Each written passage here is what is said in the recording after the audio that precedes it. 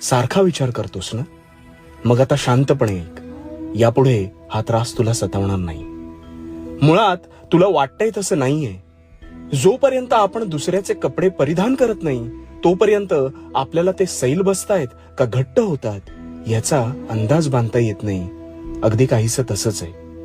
प्रत्येकाच्या कर्मानुसार त्याच्या आयुष्याचा फेरा चालतो. पण तुला दिसताना त्याचं जीवन हे सुकर दिसत असतं.